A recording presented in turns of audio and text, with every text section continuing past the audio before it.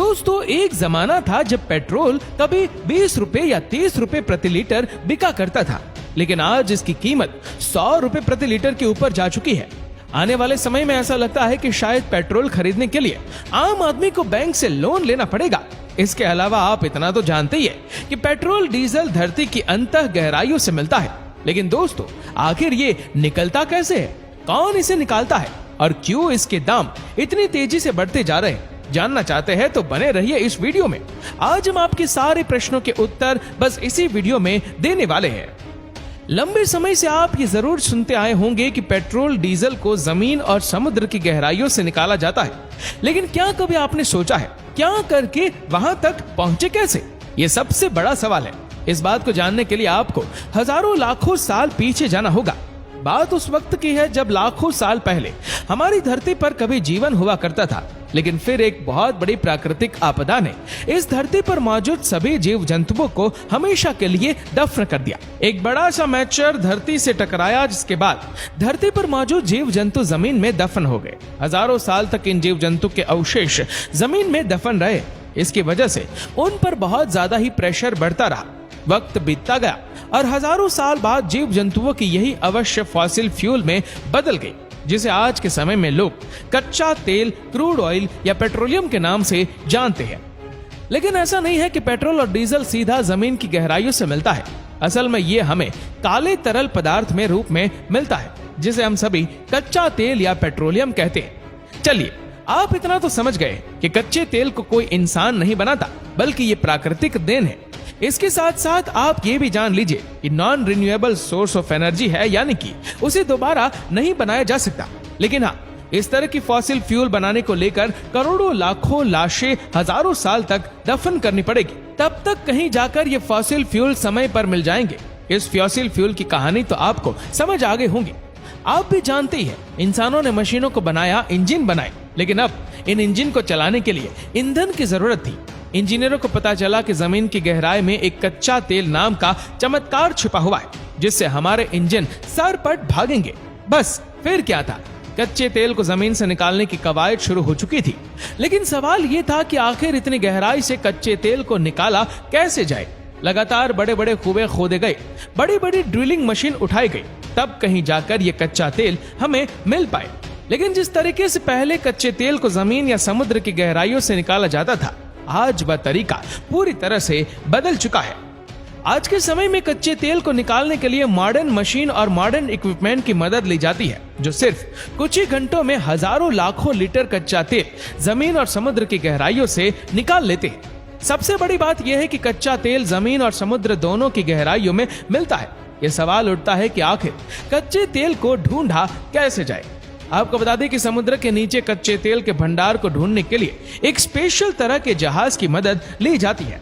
इसी तरह के एक शिप का नाम है चिक्यू। इस शिप में कुछ ऐसे सेंसर लगे होते हैं जो लगातार इलेक्ट्रोमैग्नेटिक तरंगों को समुद्र के नीचे छोड़ते रहते हैं। जब तरंगे समुद्र के नीचे टकराकर वापस शिप में कंप्यूटर तक पहुंचती है, तब सारे डेटा को एनालाइज करने के बाद पता चलता है कि समुद्र के नीचे कहां पर कच्चे तेल का भंडार छुपा हुआ है। बिल्कुल इसी तरह का इक्विपमेंट्स जमीन के नीचे कच्चे तेल को ढूंढने के लिए किया जाता है। समुद्र के नीचे कच्चे तेल को ढूंढने के बाद उसके ऊपर फ्लोटिंग डेक बनाए जाते हैं। जरा इस वीडियो को देखिए। इस वीडियो को देखने के बाद आपको समझ में आ जाएगा कि समुद्र से कच्चे तेल को निकालना इतना आसान नहीं है। ये वही फ्लोटिंग डेक है जहां से कच्चे तेल को निकालने का काम किया जाता है। समुद्र से कच्चे तेल को निकालने के लिए चीपू जैसे पानी के जहाज की मदद ली जाती है। इसमें करीब 6 प्रोपेलर लगे होते हैं। इतने सारे प्रोपेलर और इसमें इसलिए लगाए जाते हैं ताकि समुद्र के नीचे ड्रिल करते वक्त ये पूरी तरह से स्टेबल रहे, क्योंकि अगर ये जहाज थोड़ा सा भी अनबैलेंस हुआ या अपनी जगह से इधर उधर हुआ तो ड्रिलिंग के पूरे प्रोसेस में बड़ी बड़ी परेशानियां खड़ी हो सकती है। इसके लिए इसे जहाज में लगे 6 प्रोपेलर की मदद से इसे बिल्कुल स्टेबल रखा जाता है। तो दोस्तों, कच्चे तेल का भंडार समुद्र के नीचे मिल चुका है, जहां पर चिक्यू जहाज को पूरी तरह से स्टेबल खड़ा कर दिया गया। अब इसके नीचे कच्चे तेल को निकालने के लिए खुदाई का काम शुरू किया जाता है। इसके लिए सबसे पहले जहाज को नीचे एक कंडक्टर पाइप समुद्र की सतह पर जाकर फिक्स हो जाता है। इसके कंडक्टर पाइप में एक खास तरीके की ड्रिल बीट होती है जो समुद्र की सतह पर ड्रिलिंग करने का काम करती है। ये ड्रिलिंग बिट लगातार समुद्र की सतह के नीचे ड्रिलिंग करने का काम करता है। कुछ फीट गड्ढे करने के बाद इस बीट को वापस अपने तरफ खींच लेता है। फिर इस गड्ढे में एक केसिंग पाइप डाली जाती है। ये बिल्कुल वैसा ही प्रोसेस है जैसा आप अपने घरों में बोरवेल करवाते वक्त देखते हैं। केसिंग पाइप डालने के बाद इस केसिंग पाइप के किनारे में कंक्रीट भरी जाती है ताकि जो गड्ढा किया गया है वह वापस मिट्टी से ना भर जाए।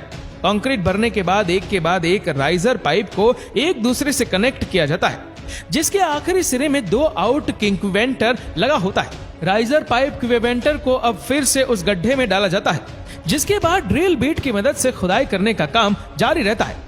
फिर कुछ देर बाद ड्रिल बीट को वापस खींचकर इसमें केसिंग पाइप डाला जाता है, कंक्रीट भरा जाता है और ये प्रोसेस लगातार तब तक चलता रहता है जब तक कच्चे तेल के भंडार तक पहुंच ना जाए। कच्चे तेल के भंडार को ढूंढने के बाद इसके ऊपर एक फ्लोटिंग डेक बैठाया जाता है, जैसा कि हमने आपको पहले दिखाया। इसमें बड़े बड़े पंप लगाए जाते हैं जो समुद्र की गहराइयों से कच्चे तेल को बाहर खींचने का काम करते हैं। तो दोस्तों, कच्चे तेल का भंडार तो मिल चुका, लेकिन इससे आपकी गाड़ी नहीं चल सकती है। इसमें पेट्रोल और डीजल बनाया जाएगा। इसके लिए इस कच्चे तेल को सबसे पहले रिफाइनरी में भेजा जाता है। रिफाइनरी में पहुंचने के बाद इस कच्चे तेल को सबसे पहले एक हीटिंग फर्नेस में डाल दिया जाता है। कच्चे तेल का अपना एक बॉइलिंग पॉइंट होता है। इस हीटिंग फर्नेस को इसमें बिल्कुल उसी तरीके से इस कच्चे तेल को लंबे वक्त तक उबाला जाता है। उबलने के बाद इस कच्चे तेल को एक नोजल के सहारे डिस्टिलेशन यूनिट में पहुंचाया जाता है। डिस्टिलेशन यूनिट में पहुंचने के बाद कच्चा तेल धीरे धीरे डिस्टिलेशन यूनिट की तली में जमा होने लगता है, जहां का तापमान 400 डिग्री सेल्सियस होता है। अब यहाँ पर कच्चे तेल को फिर से गर्म किया जाता है। उसके बाद उसका भाप धीरे धीरे ऊपर की तरफ उड़ने लगता है। जैसे जैसे भाप डिस्टिलेशन यूनिट के ऊपर पहुंचता है, उसका तापमान धीरे धीरे ठंडा हो जाता है। इस प्रोसेस की वजह से हमें इस कच्चे तेल से तरह तरह के पेट्रोलियम प्रोडक्ट मिलते हैं। इसके 400 डिग्री सेल्सियस के तापमान पर हमें ल्यूब्रिकेशन ऑयल मिलता है। जब इसका भाप 200 डिग्री सेल्सियस तक पहुंचता है तो हमें मिट्टी का तेल यानी कि केरोसिन ऑयल मिलता है। बिल्कुल इसी तरह जब 150 डिग्री सेल्सियस तक पहुंचकर दूसरे चैम्बर में पहुंच जाता है, तब हमें पेट्रोल मिलता है। लेकिन दोस्तों, यहाँ से पेट्रोल और डीजल की बात नहीं है। आपको बता दें कि इस डिस्टिलेशन के आखिरी पॉइंट्स पर उसका तापमान काफी कम हो जाता है और यहाँ से हमें लिक्विफाइड पेट्रोलियम गैस प्राप्त होती है, यानी कि एलपीजी गैस, जिसके दाम भी आसमान छूने लगे। तो लीजिए, इस कच्चे तेल को निकाल भी लिया गया और इससे पेट्रोल और डीजल भी बना लिया गया। लेकिन अब इस पेट्रोल, डीजल और कच्चे तेल से मिले सारे पेट्रोलियम प्रोडक्ट को अलग अलग जगह पर स्टोर कर लिया जाता है। इसके बाद पेट्रोलियम कंपनी इस पेट्रोल और डीजल को इन रिफाइनरी से खरीदते हैं और अपने पेट्रोल पंप तक पहुंचाने का काम करती है। हालांकि ऐसी बहुत सी पेट्रोलियम कंपनी है, अपने खुद की रिफाइनरी आज मौजूद है। अब इस पेट्रोल और डीजल को पंप तक पहुंचा दिया गया है। लेकिन अब सवाल आपके मन में जरूर आ रहा होगा कि आखिर उसके दाम इतनी तेजी से क्यों बढ़ रहे हैं। तो चलिए आपको बताते हैं कि आखिर पेट्रोल और डीजल के दाम आसमान क्यों छू रहे हैं। सबसे पहले तो ये जान लीजिए कि कच्चा तेल non renewable source of energy है। इसे दोबारा नहीं बनाया जा सकता। ये प्रकृति की देन है, लेकिन हम इंसान उसका बड़ी तेजी से इस्तेमाल करते आ रहे। यही वजह है कि धरती पर मौजूदा तेल तेजी से खत्म हो रहा है। डिमांड बहुत ज्यादा है, लेकिन सप्लाई नहीं हो पा रही है। यही वजह है कि इसके दाम बढ़ने लगे हैं।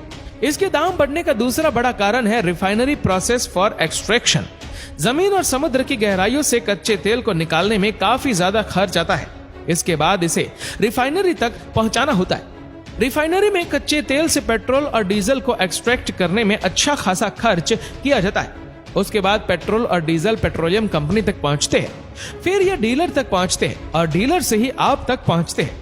लेकिन इस बीच दोस्तों, सेंट्रल गवर्नमेंट, स्टेट गवर्नमेंट अपने तरीके से पेट्रोलियम प्रोडक्ट पर टैक्स लगाती है, जिसका सारा का सारा भार आम आदमी की जेब पर पड़ता है।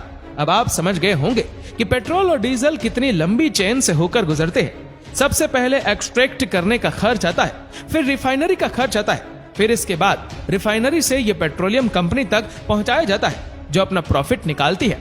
प्रॉफिट निकालने के बाद डीलर तक इस पेट्रोल डीजल को पहुंचाया जाता है, जो अपना प्रॉफिट निकालते हैं। अब आप इतना तो समझ गए होंगे कि कितनी तेजी से ये पेट्रोल डीजल हमारी धरती से खत्म होता जा रहा है।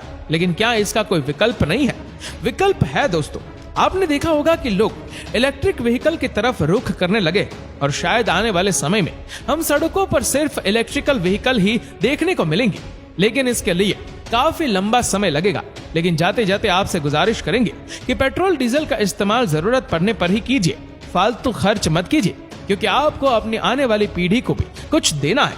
सोच कर देखिए कि इस जमीन में मौजूद या कच्चा तेल वक्त से पहले खत्म हो गया तो आप आने वाली जनरेशन को क्या देंगे।